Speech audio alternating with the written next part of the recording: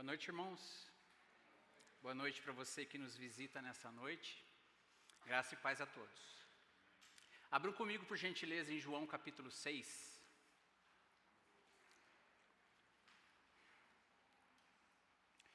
João capítulo 6. Nós vamos ler do versículo 1 ao 15.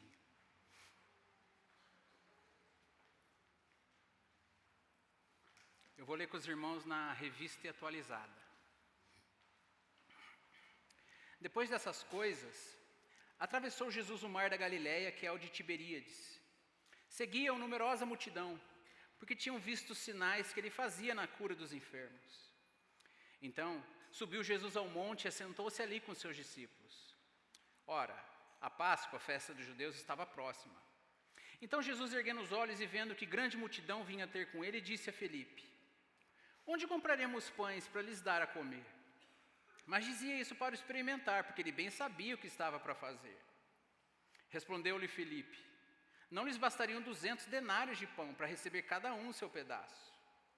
Um de seus discípulos, chamado André, irmão de Simão Pedro, informou a Jesus: está aí um rapaz que tem 5 pães de cevada e 2 peixinhos, mas o que é isso para tanta gente? Disse Jesus: fazei o povo assentar-se. Pois havia naquele lugar muita relva. Assentaram-se, pois, os homens em número de quase 5.000. Então Jesus tomou os pães e, tendo dado graças, distribuiu entre eles, e também igualmente os peixes, quanto queriam. E quando já estavam fartos, disse Jesus aos seus discípulos: recolhei os pedaços que sobraram, para que nada se perca. Assim, pois, o fizeram, e encheram 12 cestos de pedaços dos 5 pães de cevadas que sobraram aos que havia comido. Vendo, pois, os homens o sinal que Jesus fizera, disseram: este é verdadeiramente o profeta que devia vir ao mundo. Sabendo, pois, Jesus que estavam para vir com o intuito de arrebatá-lo para o proclamarem rei, retirou-se novamente, sozinho, para o monte. Vamos orar mais uma vez. Senhor, obrigado por esse momento que o Senhor tem nos dado de estarmos aqui, Senhor, reunidos para louvarmos, adorarmos e glorificarmos o Teu santo nome. E nós já fizemos isso, Senhor. Queremos pedir agora mais uma vez, Senhor, que o Senhor venha falar conosco, que o Senhor venha confirmar conosco, ó Deus, aquilo que o Senhor tem falado desde esta manhã, ó Pai. Que o Senhor nos fale com poder, que o Senhor nos fale com autoridade, que o Senhor glorifique mais uma vez o Teu santo nome e que possamos sair daqui, Senhor, abençoados, edificados e fortalecidos, Senhor, pela Tua palavra. É a nossa oração a Ti, Senhor, em nome de Jesus. Amém. Hoje a nossa reflexão será sobre o tema: entregue tudo nas mãos de Jesus. Entregue tudo em suas mãos. Na semana passada, o último versículo que o pastor Lielson leu foi em Lucas capítulo 24, versículo 35, que terminava falando sobre o partir do pão, em um momento de comunhão entre Jesus e os seus discípulos. Hoje nós também vamos falar sobre o partir do pão, mas dessa vez em um momento em que Jesus demonstra o seu poder e supre as necessidades de seus discípulos e de uma grande multidão. O Evangelho de João foi escrito depois que os outros evangelhos, chamados sinóticos, já haviam sido escritos e estavam em circulação por mais de 20 anos. Ao ler o Evangelho de João, nós precisamos ter em mente o motivo, ou a razão principal pelo qual ele foi escrito. E esse motivo, essa razão está expresso no fim do livro. No capítulo 20, no versículo 31, está escrito: estes, porém, foram registrados para que creiais que Jesus é o Cristo, o Filho de Deus, e para que, crendo, tenhais vida em seu nome.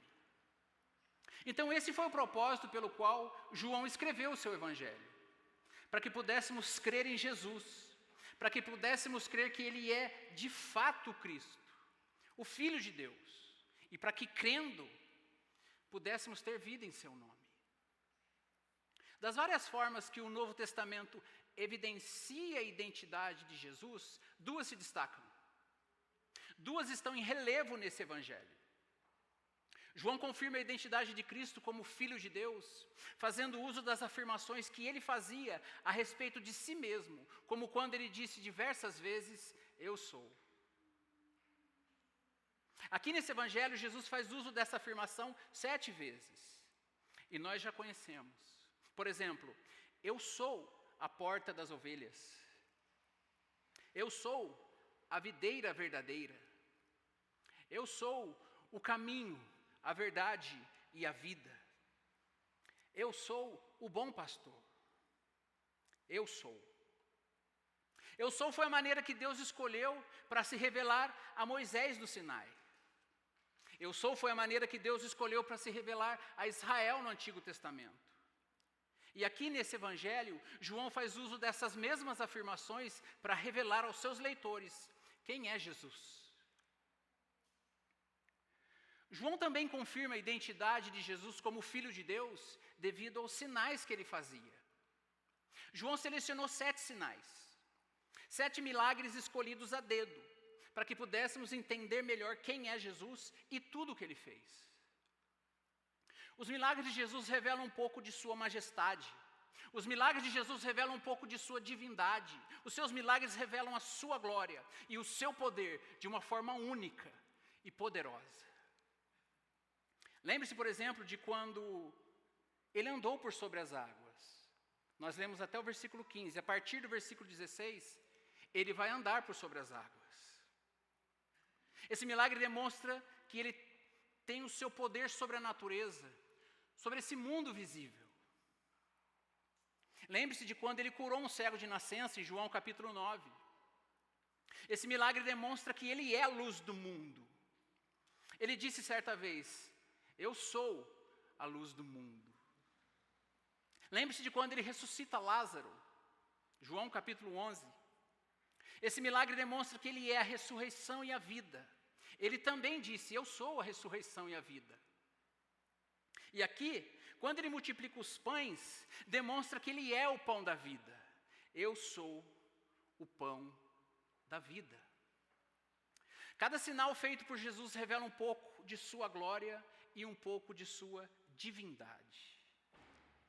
Quando João Batista enviou mensageiros a Jesus para lhe perguntar, és tu aquele que estava para vir ou havemos de esperar outro? Qual foi a resposta de Jesus? Ide e anunciai a João o que vistes e ouvistes. Os cegos vêm, os coxos andam, os leprosos são purificados, os surdos ouvem, os mortos são ressuscitados, e aos pobres anuncia-lhes o Evangelho. Lucas capítulo 7, versículo 22. Em outras palavras, Jesus respondeu apontando para suas obras. Jesus respondeu aos discípulos de João apontando para os seus sinais. Esse aqui, o texto que nós lemos, é o 4º sinal que Jesus fez e que João deixou registrado nesse Evangelho. Na verdade, Jesus fez diante de seus discípulos muitos outros sinais que não estão escritos nesse livro, de acordo com João, capítulo 20, versículo 30. A essa altura, Jesus já havia feito muito mais que 4 milagres. E como é que eu sei disso? Eu sei disso porque o versículo 2 diz isso. Diz que a multidão o seguia exatamente porque tinha visto os milagres que ele fazia na cura dos enfermos. Os 3 primeiros milagres de Jesus apontam para ele como sendo o Messias esperado, como sendo o Messias prometido, que transforma a água em vinho, que cura à distância o filho de um oficial do rei e que cura com uma só palavra o paralítico do tanque de Betesda. Jesus veio para revelar o Pai, mas ele também veio para atender às necessidades dos homens.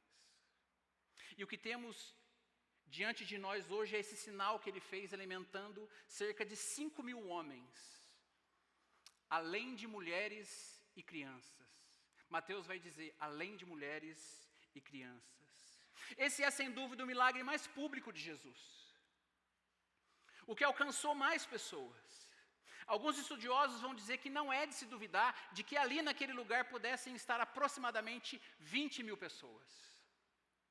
20.000 pessoas que tiveram esse privilégio de contemplar esse feito miraculoso realizado pelo Senhor. Esse número daria para encher 2 vezes o estádio do Taubaté. Para você ter uma ideia, o Joaquinzão, o estádio do Taubaté, tem capacidade para 9.600 pessoas. Daria para enchê-lo 2 vezes. Para você ver a quantidade de pessoas que contemplaram esse importante milagre. A importância desse milagre se dá pelo fato desse ser o único milagre de Jesus registrado em todos os 4 evangelhos. Mateus, Marcos, Lucas e João, todos eles deram uma certa ênfase a esse milagre, além do da ressurreição.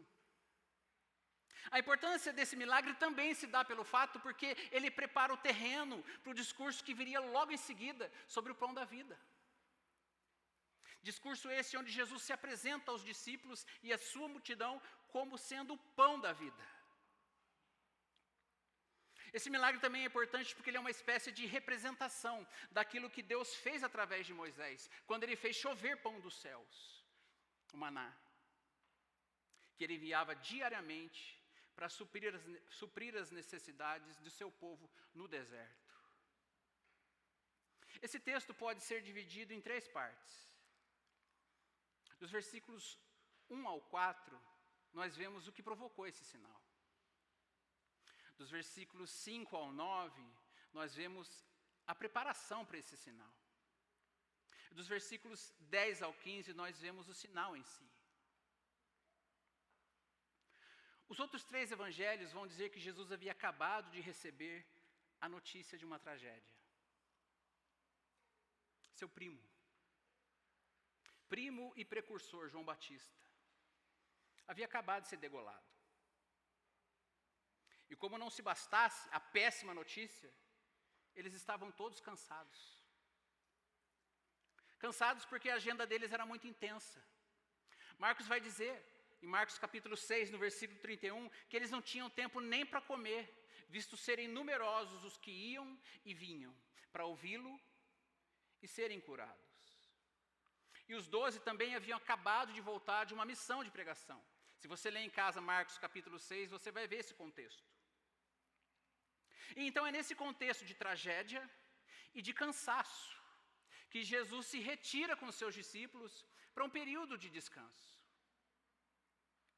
E os versículos 1 e 2 vão dizer que depois dessas coisas, atravessou Jesus o mar da Galileia, que é o de Tiberíades.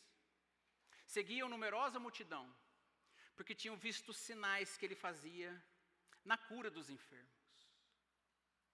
Lucas nos informa que Jesus foi para os arredores de uma cidade chamada Betsaida, cidade de Filipe, André e de Pedro, 3 de seus discípulos. E diz o texto que numerosa multidão o seguia. Por que é que a multidão seguia Jesus? Por que é que as multidões aí fora estão seguindo a Jesus? A multidão não seguia Jesus motivada por fé. A multidão não seguia Jesus motivada por arrependimento. E a multidão não o seguia motivada por amor genuíno para com ele. Diz o texto que eles seguiam Jesus porque tinham visto os sinais que ele fazia na cura dos enfermos. E aqui eu já vejo uma primeira aplicação para as nossas vidas.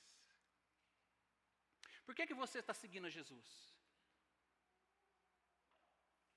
Por que nós estamos seguindo a Jesus? Será que de fato estamos seguindo a Jesus? Já parou para pensar nisso? Na semana passada e hoje pela manhã, quando o irmão Emerson citou o exemplo do jovem rico, eu fiquei refletindo. Falei, meu Deus,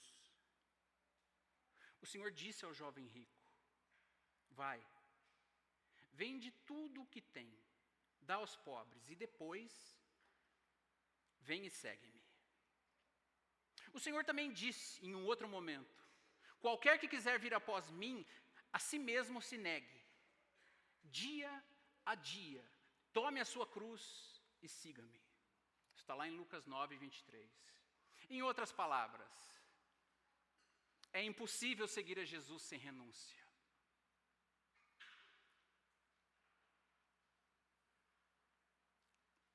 Se você continuar a leitura deste capítulo 6 até o fim, você vai perceber que a multidão continua ao redor dele. Mas quando Jesus chama essa mesma multidão para um compromisso sério de segui-lo, muitos o abandonam. Eles vão dizer: dura esse discurso, quem pode ouvi-lo? Versículo 60. E se retiram, vão embora. Será que de fato estamos seguindo a Jesus? Será que de fato estamos seguindo os seus passos? Andando como ele andou? Fazendo o que ele fez? Agindo como ele agiu? Ou será que é por causa dos sinais que ele é capaz de fazer em nossas vidas? Dos benefícios pessoais que ele pode nos oferecer? Qual é o motivo que faz você seguir a Jesus? Qual é a sua motivação?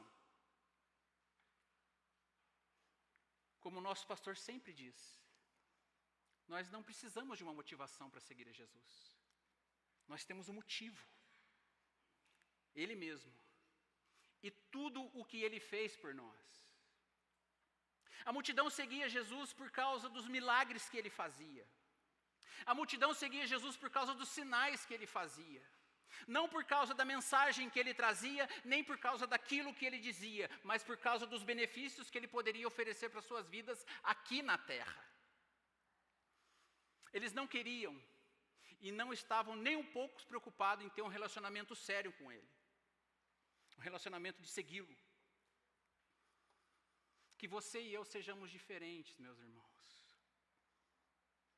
Que você e eu possamos seguir a Cristo pelo que ele é de fato em nossas vidas, não pelo que ele pode nos oferecer. Versículo 3. Então subiu Jesus ao monte e assentou-se ali com seus discípulos. Jesus já estava prestes a descansar com seus discípulos. Lembre-se que o contexto aqui é de cansaço. Jesus já estava prestes a descansar com seus discípulos. Diz o texto que eles se assentaram. Aqui nós podemos ver um pouco da humanidade de Jesus. Ele se assentou com seus discípulos com o intuito de descansar. Jesus se cansava. Jesus tinha fome. Jesus tinha sede. Jesus chorava. Ele era 100% homem e 100% Deus. Ele se assentou para descansar, para renovar suas forças. Foi quando ele percebeu que a multidão se aproximava novamente. E aqui eu fico imaginando os discípulos, olhando uns para os outros e dizendo: ah, não. De novo, não. Não é possível. Será que a gente não consegue ter ao menos um pouco de descanso, um pouco de sossego? Sem dúvida, os discípulos estavam pensando que o seu período de descanso seria frustrado. Eles estavam pensando que as suas férias seriam frustradas. Eles só queriam um pouco de descanso. Eles só queriam renovar suas forças. Mas a multidão se aproximava novamente. Você já teve as suas férias frustradas? Eu já ouvi gente dizer nessa passagem que as férias de Jesus foram frustradas. Aqui nesse episódio. Eu não teria ousadia de dizer isso. E eu não teria ousadia de dizer isso porque Jesus sabe de todas as coisas. Ele está no controle absoluto de todas as coisas, inclusive dos mínimos detalhes. Assim como o pastor Vinícius disse no início do mês, que Deus preparou todo o cenário no caso de José, e como o nosso pastor disse que Deus preparou todo o cenário no caso de Esther e da mulher encurvada, e sabendo ainda que nenhum dos seus planos pode ser frustrado, como é que eu posso crer que as férias de Jesus foram frustradas? Mas talvez os discípulos estivessem pensando que as férias deles estavam sendo frustradas. Mas e você? Como você reagiria numa situação dessas?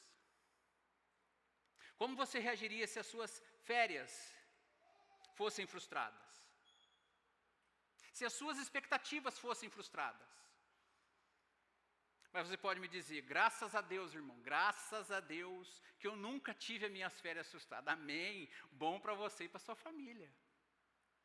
Mas então como é que você reage quando as suas expectativas são frustradas? Como é que você reage quando as coisas não saem como planejado? Quando as coisas fogem ao seu controle, como é que você reage? Como reagimos? Vamos continuar confiando na soberania de Deus sobre todas as coisas? De que todas as coisas cooperam realmente para o nosso bem, como o Senhor vem nos falando semana após semana, e aqui um parênteses. Se o Senhor vem nos falando semana após semana, quem tem ouvidos para ouvir? Ouça, fecha parênteses. Como reagimos quando as coisas saem ao nosso controle? Começamos a murmurar? Começamos a lamentar? Começamos a questionar? Ou confiamos na soberania do nosso Deus? A tarde está declinando, nos informa Marcos. A noite se aproximando. E o versículo 4 vai dizer que a Páscoa, a festa dos judeus, estava próxima. Esse versículo, aparentemente, ele não nos diz nada. Mas a verdade é que talvez ele explique uma multidão de cerca de 5.000 homens naquela região. Betsaida era a rota dos peregrinos. Quem morava ao norte de Israel e descia para Jerusalém, passava por aquela região. E a cidade de Betsaida, junto com Tiberíades, as duas juntas, deveria ter naquela época entre 2 ou 3 mil pessoas. Então, como explicar uma multidão desse tamanho? Uma multidão tão numerosa? Porque provavelmente aquela era a rota dos peregrinos. E porque a Páscoa, diz o versículo 4, estava se aproximando. Muita gente estava descendo por ali e tinha ouvido a respeito de Jesus, que ele estava naquela região. E outros tinham visto os sinais que ele tinha feito. Então essa grande multidão se junta para ouvir os ensinos de Jesus e ter os seus doentes curados. Lucas nos informa que nesse momento, vai dizer Lucas, os discípulos se aproximam de Jesus e lhe dizem: Senhor, já é tarde, a noite está chegando, despede a multidão, manda eles embora, está ficando escuro aqui é deserto, aqui não tem comida, aqui não tem água, não é seguro, Senhor. Aqui tem mulheres, aqui tem crianças, aqui tem gente doente, despede essa multidão. Os discípulos queriam despedir a multidão. Mas Jesus tinha em mente uma solução diferente. Ele sempre tem uma solução diferente para mim e para você. Jesus sempre tem em mente uma solução diferente para as nossas vidas e para os nossos problemas. E a solução dele é sempre a melhor, creia nisso. A solução de Jesus para as nossas vidas e para os nossos problemas é sempre a melhor, creia nisso. O versículo 5 diz que Jesus, erguendo os olhos e vendo que uma grande multidão vinha ter com ele, disse a Felipe: onde compraremos pães para lhes dar a comer? A partir desse versículo até o 9, nós temos a preparação para o milagre. Quando Jesus vê essa grande multidão, os outros 3 evangelhos vão dizer que algumas coisas aconteceram. Mateus, por exemplo, nos diz que Jesus compadeceu-se da multidão e curou os seus enfermos. Marcos vai dizer também que Jesus compadeceu-se da multidão, mas ele adiciona um motivo. Porque eram como ovelhas, que não têm pastor. Lucas nos diz que Jesus falou com eles a respeito do reino de Deus. Que Jesus os ensinou por algum tempo a respeito do reino de Deus. E por isso, provavelmente, ele se preocupou em alimentá-los. João vai dizer que Jesus, quando ergue os olhos e vê uma grande multidão vindo ter com ele, ele faz uma pergunta a Felipe: onde compraremos pães para lhes dar a comer? A pergunta foi muito apropriada. E foi muito apropriada porque Filipe era de Betsaida. Vocês vão ver que no versículo 8 aparece André, que também era de Betsaida. Então eu penso que a ideia de Jesus tenha sido essa: Felipe, você conhece a cidade. Felipe, você é daqui. Me diz aí onde é que eu encontro o hipermercado maior da cidade para comprar pão para todo esse povo aqui. Onde é que fica a padaria mais próxima? Jesus não pergunta para Felipe porque ele queria saber o que Felipe estava pensando. Ele não pergunta para Felipe porque ele realmente precisava dessa informação. E ele não pergunta para Felipe porque ele não sabia ou ele estava em dúvida sobre o que queria fazer. Não. O próprio texto diz aí no versículo 6 que ele fez isso para o experimentar. Diz o texto: mas dizia isso para o experimentar, porque ele bem sabia o que estava para fazer. Jesus sabia exatamente o que iria fazer. Ele sabia exatamente de onde viria o alimento. O alimento viria dele mesmo. Mas ele fez isso para experimentar Felipe. Ele fez isso para provar Felipe. Ele fez isso para testar a fé de Felipe e dos demais discípulos. Para que eles pudessem ver a impossibilidade da situação ali, bem diante deles. Esse seria, sem dúvidas, um momento de instrução e de aprendizado para eles.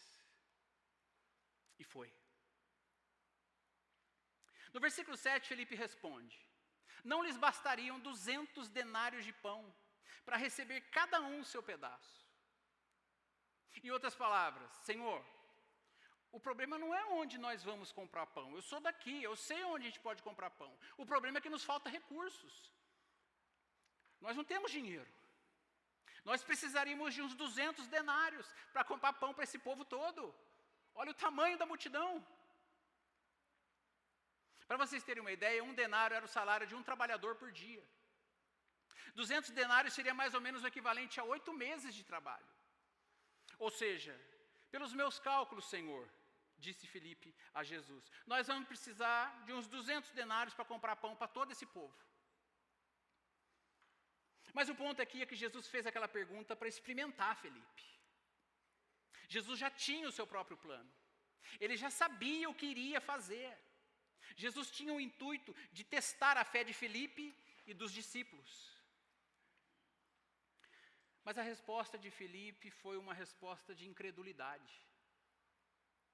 Foi uma resposta de incredulidade para quem já tinha visto o que Jesus era capaz de fazer. E diferente de Abraão, que quando foi testado foi aprovado, Felipe nesse teste foi reprovado. Ele foi reprovado. E ele foi reprovado por 2 motivos. Primeiro, Felipe foi reprovado porque examinou a situação bem ali diante dele, somente de uma perspectiva humana.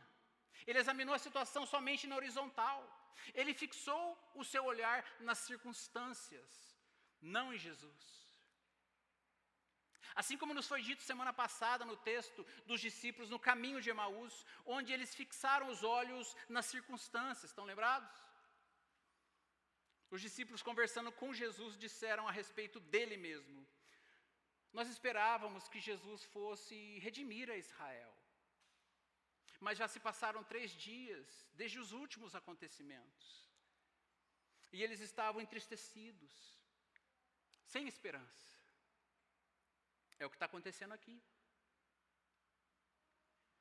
Felipe, diante de Jesus, tem seu foco nas circunstâncias. A multidão é muito grande. Nós não temos dinheiro. Nós não temos recursos. Para resolver esse problema, nós vamos precisar de uns 200 denários. Ele focou nas circunstâncias e nem se deu conta de que bem ali diante dele estava o Criador dos céus e da terra, de que ele estava conversando com aquele a quem foi dado todo o poder nos céus e na terra, aquele que fez chover maná dos céus, que fez brotar água da rocha, que multiplicou o azeite de uma pobre viúva e que fez sair uma moeda da boca de um peixe. Felipe não percebeu isso. Ele não percebeu. Nunca permita, meus irmãos, nunca permita.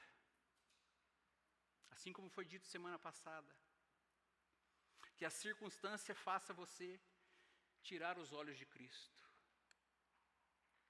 Nunca permita. O segundo motivo pelo qual ele foi reprovado foi por causa de sua incredulidade. Ele e os demais discípulos já haviam visto Cristo suprir as necessidades de muitos em um casamento em Caná, onde ele transformou água em vinho. Já tinham visto Cristo curar o filho de um oficial do rei e o paralítico no tanque de Betesda, ambos com apenas uma palavra.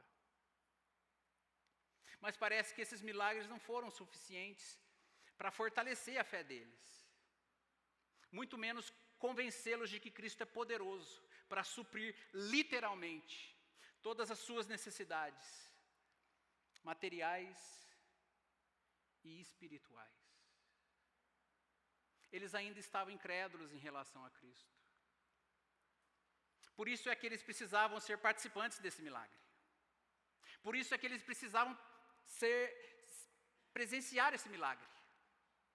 E não somente esse, mas logo em seguida, quando Jesus anda sobre as águas, eles veem isso. E eles ficam admirados. Só para que eles pudessem ter certeza absoluta, tivessem a sua fé fortalecida e no final do capítulo poder dizer: nós temos crido e conhecido que tu és o Cristo, o Santo de Deus. Está lá no versículo 69. Assim como Felipe e os demais discípulos, a incredulidade às vezes nos ataca. Mesmo após terem visto e presenciado os milagres anteriores, os discípulos ainda não acreditavam que Jesus era poderoso o suficiente para resolver o problema que estava bem ali diante deles naquele momento. Nós também somos atacados pela incredulidade. Às vezes a impressão que dá é que ela está impregnada em nosso coração. Diariamente vemos os milagres de Deus em nossas vidas. Diariamente.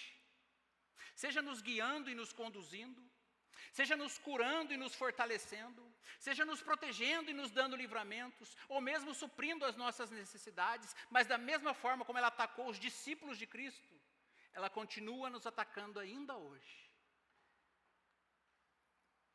A incredulidade é, sem dúvida, o pecado que tenazmente nos assedia. Como disse Jesus, do pecado, porque não crê em mim. João capítulo 16, versículo 9. É por isso que precisamos do Evangelho todos os dias. É por isso que precisamos de Cristo todos os dias. É por isso que precisamos da Bíblia e da oração todos os dias. O livro de Romanos, no capítulo 10 e no versículo 17, vai dizer que a fé vem pelo ouvir a palavra de Deus. Tem que ser todos os dias, meus irmãos. Todos os dias. Nós da IBA temos que ser como os nossos irmãos bereanos, que examinavam as Escrituras todos os dias para ver se as coisas eram de fato assim. E olha que quem estava pregando para eles era Paulo. Essa é uma das razões pelas quais Deus permite dificuldades em nossas vidas. Essa é, sem dúvida, uma das razões pelas quais Deus permite problemas, desafios e fraquezas em nossas vidas. Para que possamos exercitar a nossa fé. Para que possamos depender dEle diariamente. Quando nós estamos diante das nossas fraquezas e dificuldades, quando nós estamos diante dos nossos problemas e dos nossos desafios, nossa primeira reação é tentar analisar as coisas do ponto de vista humano, na horizontal, focar nas circunstâncias. Mas é exatamente aí que o Senhor quer que fixemos os nossos olhos nele. É aí que o Senhor quer que exercitemos a nossa fé. O problema é quando fazemos como Felipe. Quando duvidamos do poder de Cristo e olhamos somente na horizontal, olhamos somente as circunstâncias.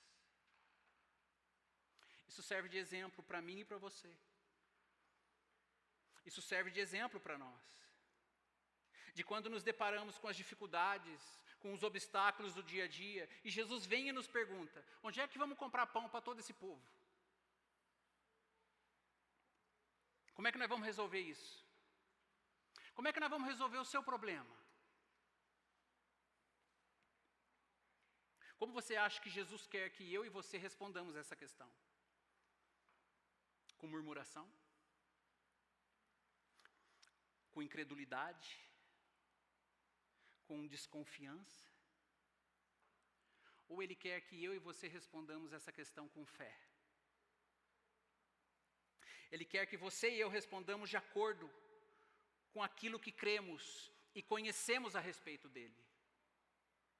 Seja-vos feito conforme a vossa fé. Não era isso que ele dizia antes de curar os enfermos? Seja-vos feito conforme a vossa fé. Jamais se esqueça, meu irmão. Jamais se esqueça, minha irmã, do poder de Deus para resolver os meus e os seus problemas. Jamais se esqueça. Nos versículos 8 e 9, André entra em cena. Ele que também era daquela região. E ele diz a Jesus: aqui tem um rapaz com 5 pães de cevadas e 2 peixinhos. Mas o que é isso para tanta gente? A resposta de André mostrou que ele, assim como Filipe, e provavelmente os demais discípulos, também falharam no teste da fé. Somente aqui no 4º evangelho é mencionado que os pães que o rapaz trazia eram pães de cevada. Normalmente as pessoas mais ricas e nobres comiam pães de trigo. Os pães de cevada eram o pão barato para as pessoas mais pobres. Era uma espécie de bolachão. Não é parecido com o pão que nós comemos hoje. Era mais parecido com um bolachão que poderia ser quebrado. E um homem poderia comer vários pedaços dele com certa facilidade. E esses 2 peixinhos eram peixes pequenos e salgados. Normalmente para dar um sabor para esse pão de cevada que era de qualidade inferior. E aí André pergunta: mas o que é isso para tanta gente? Depois então de Jesus ter contemplado a reação dos discípulos, diante da impossibilidade ali, bem na frente deles, ele ordena então aos discípulos no versículo 10 que fizesse o povo se assentar. Ele vai dizer: fazei o povo se assentar.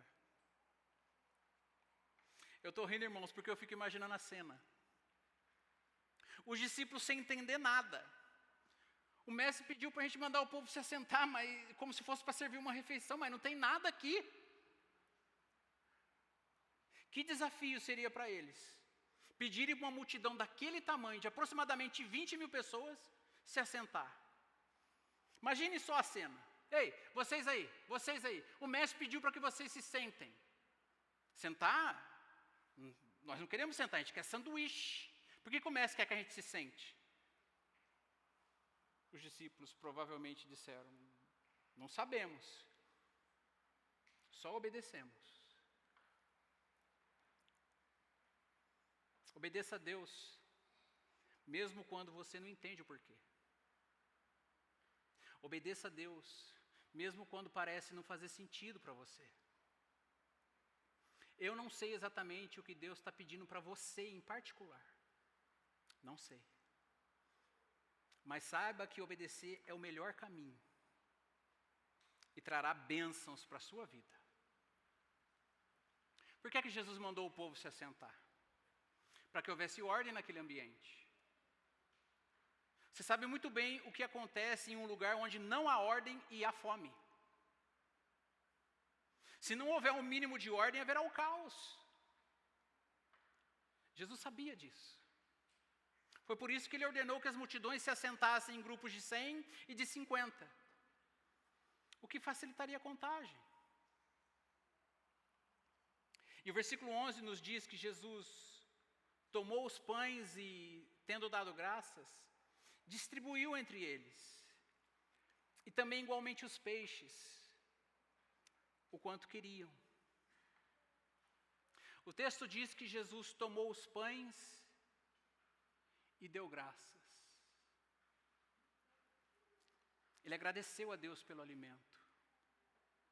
Ele não abençoou o alimento. Ele agradeceu a Deus pelo alimento.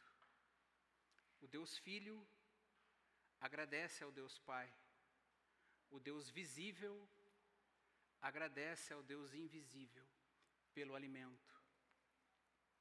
Jesus deu graças pelos 5 pães e 2 peixinhos. Ele dá graças pelo pouco. Nós também devemos dar graça pelo pouco que temos hoje diante de nós. Não importa o quanto temos hoje, devemos sempre dar graças pelo que temos e pelo que o Senhor colocou diante de nós. A questão é que às vezes, tendo pouco, a gente murmura. A questão é que às vezes, tendo pouco, a gente reclama. A gente lamenta e a gente diz que não vai dar. Jesus com pouco faz milagre. O pouco nas mãos de Jesus é suficiente para alimentar multidões. O milagre acontece quando o que você tem está nas mãos corretas. O milagre acontece quando o que você tem está nas mãos de Jesus. Jesus toma o pouco que você tem em mãos para fazer grandes coisas a partir disso. Põe o que você tem nas mãos do Senhor. Põe os seus dons. Põe as suas habilidades. Põe o seu ministério. Põe o seu tempo, a sua agenda. Entregue o pouco que você tem nas mãos de Jesus. Entregue tudo o que você tem. Entregue tudo o que você é nas mãos de Jesus. E veja Ele multiplicar tudo aquilo que você confiou a Ele.